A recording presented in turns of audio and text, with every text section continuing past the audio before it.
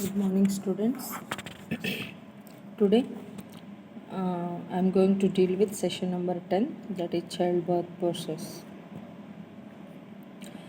So, in this session, we are going to learn about a childbirth process.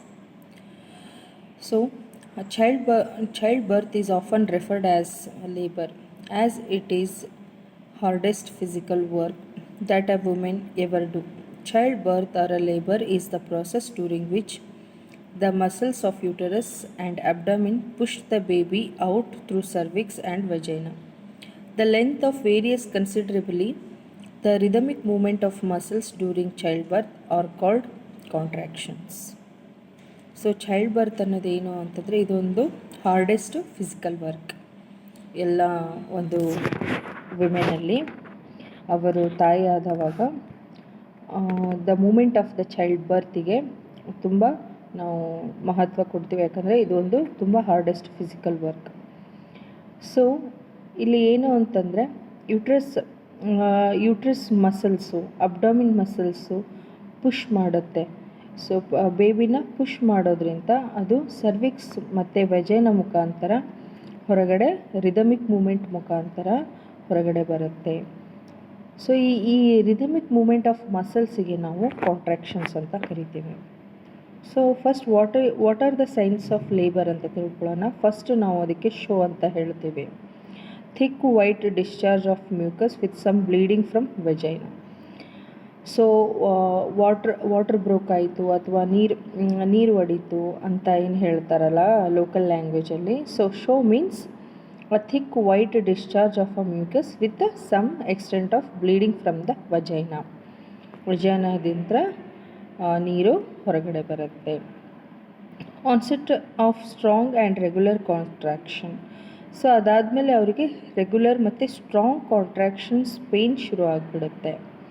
Bursting of a bag of uterus, loss of amniotic fluid from the vagina caused by rupturing of amniotic sac. So ಇದಾದಮೇಲೆ contraction ಆದಮೇಲೆ amniotic bag ಅಥವಾ ಇದೇ ಮಗು ಇರೋವಂತಹದ್ದೇನು bag ಇರುತ್ತಲ್ಲ ಇದೇನಾಗುತ್ತೆ, ಇದು burst ಆಗುತ್ತೆ. ಅದರ ಒಳಗಡೆ ಇರುವಂತಹ ಅಮ್ನಿಯೋಟಿಕ್ ಫ್ಲೂಯಿಡ್ಡು ವಜೈನ ಮುಖಾಂತರ ಹೊರಗಡೆ ಬರುತ್ತೆ. A childbirth process is often referred as a labor, as it is hardest physical work that a woman ever do. Childbirth or a labor is the process during which muscles, uterus and abdomen push the baby out through cervix and vagina. The length varies considerably. The rhythmic movement of muscles during childbirth is called contraction. So contraction andre a rhythmic movement of muscles. A complex series of hormonal exchange between mother and fetus initiate the process, which divides naturally into 3 stages. So, a complex series of hormonal exchange between mother and the fetus ಅಂತ ನಾವು ಹೇಳ್ತೀವಿ. So mother fetus hormonal exchange ಆದವಾಗ ಇಲ್ಲಿ 3 ಸ್ಟೇಜಲ್ಲಿ birth process ಆಗುತ್ತೆ. ಒಂದು dilation and effacement of the cervix, delivery of the baby, expulsion of placenta. So ನಾನು ಆವಾಗಲೇ ಹೇಳಿರೋ ರೀತಿ ಸೈನ್ಸ್ ಆಫ್ ಲೇಬರ್ ಏನು ಅಂದರೆ first show a thick white discharge of mucus with some bleeding from vagina, onset of strong and regular contraction, bursting of bag of uterus, loss of amniotic fluid from the vagina caused by the rupturing of amniotic sac. So let us see stage by stage. So dilation and effacement of the cervix. The first stage comprises the onset of labor till the stage when the bearing down pain start.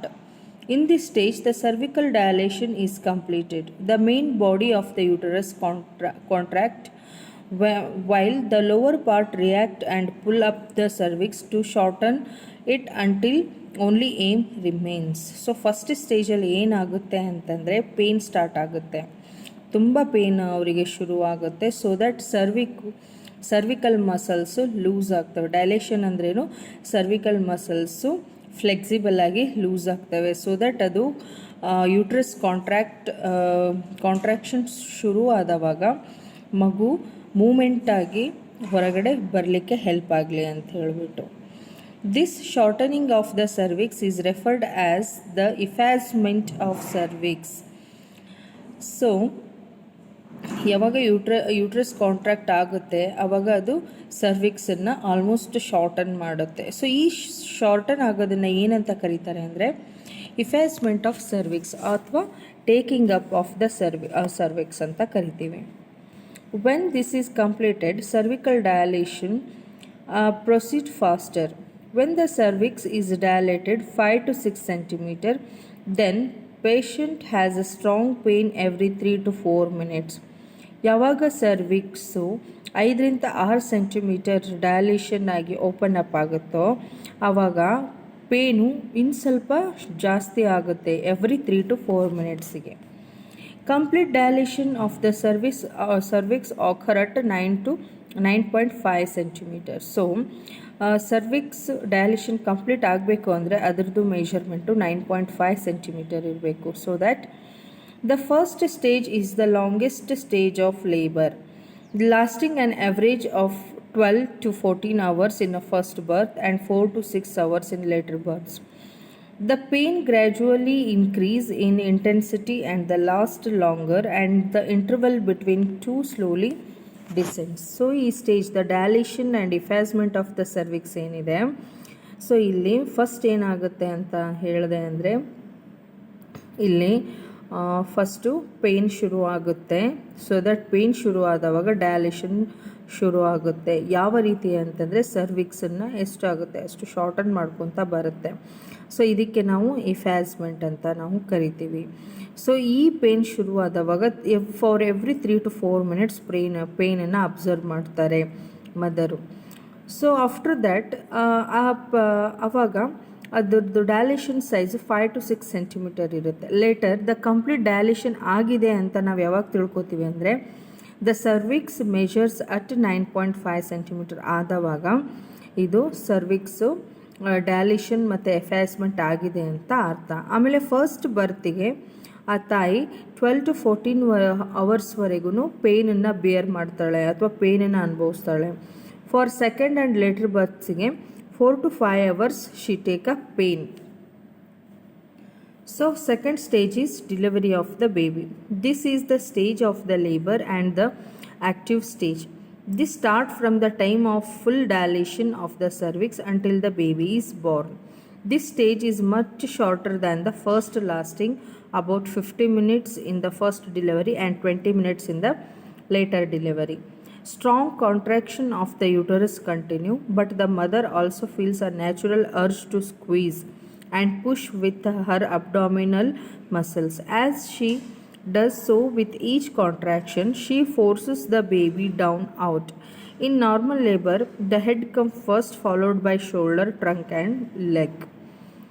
So ಈ stage ಯಾವಾಗ ಶುರು ಆಗುತ್ತೆ ಅಂದರೆ effacement of cervix ಆದ ತಕ್ಷಣದಿಂದ ಆಮೇಲೆ delivery ಆಗೋವರೆಗೂ ಆ ಡ್ಯೂರೇಷನನ್ನು ನಾವು ಡಿಲಿವರಿ ಆಫ್ ದ ಬೇಬಿ ಅಂತ ಕರಿತೀವಿ. ಸೊ ಫಾರ್ ಫಸ್ಟ್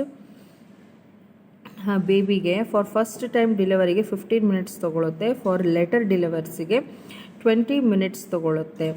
ಸೊ ಇಲ್ಲಿ ಏನಾಗುತ್ತೆ ಅಂತಂದರೆ ಸರ್ವಿಕ್ಸು ಕಾಂಟ್ರಾಕ್ಷನ್ ತುಂಬಾ ಜಾಸ್ತಿ ಸ್ಟ್ರಾಂಗ್ ಆಗಿ ಆಗುತ್ತೆ. ಸೊ ದಟ್ ಯುಟ್ರಸ್ಸು ಕಾಂಟ್ರಾಕ್ಷನ್ ಶುರು ಆದ ತಕ್ಷಣ ಮದರಿಗೂ ಅವರು ನ್ಯಾಚುರಲ್ ಆಗಿ ನಾನು ಸ್ಕ್ವೀಸ್ ಮಾಡಬೇಕು, ಪುಷ್ ಮಾಡಬೇಕು ಅಂತ ಅವರ ಅಬ್ಡಾಮಿನಲ್ ಮಸಲ್ಸ್ ಅವರಿಗೆ ನ್ಯಾಚುರಲ್ ಆಗಿ ಸ್ಟಿಮ್ಯುಲೇಟ್ ಮಾಡುತ್ತೆ. ಸೊ ದಟ್ ಈ ಕಾಂಟ್ರಾಕ್ಷನ್ ಫೋರ್ಸಸ್ಸಿಗೆ ಬೇಬಿ ಹೊರಗಡೆ ಬರುತ್ತೆ. ಸೊ ಇದನ್ನು ನಾರ್ಮಲ್ ಡಿಲಿವರಿಯಲ್ಲಿ ಫಸ್ಟು ಬೇಬಿ ಹೊರಗೆ ಬಂದವಾಗ ಫಸ್ಟ್ ಬೇಬಿ ತಲೆ ಬರುತ್ತೆ, ನೆಕ್ಸ್ಟ್ ಶೋಲ್ಡರ್ಸ್ ಬರುತ್ತೆ, ಆಮೇಲೆ ಟ್ರಂಕ್ ಬರುತ್ತೆ, ಆಮೇಲೆ ಲೆಗ್ಸ್ ಬರುತ್ತೆ. So this is about the delivery of the baby. Next third stage is expulsion of the placenta. So ಈ ಥರ್ಡ್ ಸ್ಟೇಜ್ ಅಲ್ಲಿ ಏನಾಗುತ್ತೆ ಅಂತಂದರೆ the third stage of labour which is known as after birth. The stage start after the delivery of the baby until the placenta is expelled. After the baby is Born the pain ceases for a while.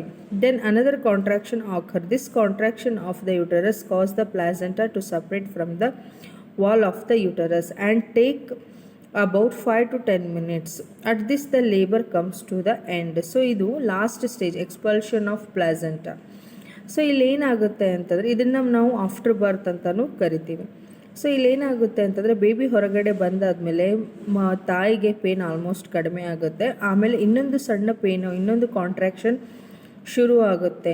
ಅಲ್ಲೇನಾಗುತ್ತೆ ಅಂತಂದರೆ placenta uterus wall ಇಂತ್ರ ಏನು attach ಇರುತ್ತಲ್ಲ ಅದು detach ಆಗಿಬಿಟ್ಟು ಹೊರಗಡೆ ಬರುತ್ತೆ. So ಇದು 5 to 10 minutes after the birth natural ಆಗಿ ಆಗುತ್ತೆ. So these are the stages of child birth. Thank you.